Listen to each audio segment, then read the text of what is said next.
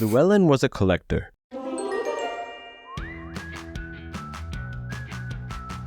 He collected things in jars. When he held a jar and peered inside, Llewellyn remembered all the wonderful things he had seen and done.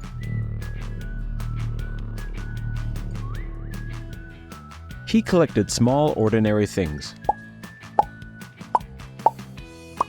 like buttercups, feathers, and heart-shaped stones. One night, the sunset painted the sky the color of tart cherry syrup.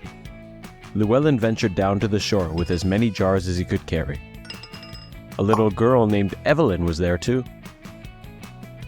Llewellyn scooped that cherry light into his jars, and when he was done, he gave one to Evelyn. Evelyn took the jar home, and to her surprise, it glowed through the night with the memory of that sunset. From then on, Llewellyn and Evelyn collected things together. They collected things hard to hold, like rainbows, the sound of the ocean, and the wind just before snow falls. They collected things you might not think would even fit in a jar, but somehow they did. They collected the wonders of winter, the newness of spring, and the long days and shadows of summer. Over time, their jars filled the walls of Llewellyn's house.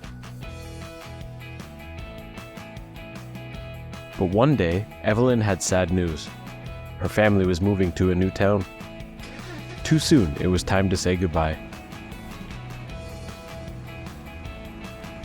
With Evelyn gone, Llewellyn's heart felt like an empty jar. One night, Llewellyn lay awake. Falling stars glittered against the dark sky. He wondered if Evelyn could see them too. That gave him an idea. Llewellyn tiptoed out into the moonless night and collected the meteor shower in a jar. The next day, he prepared a package.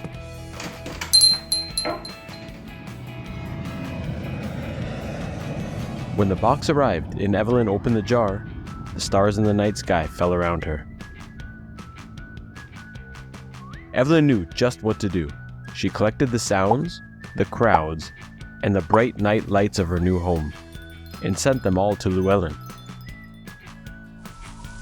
And so, when the golden leaves of autumn began to fall once again, Llewellyn set out to collect a jar full for Evelyn. A little boy named Max was there too. Luckily, Llewellyn had brought an extra jar.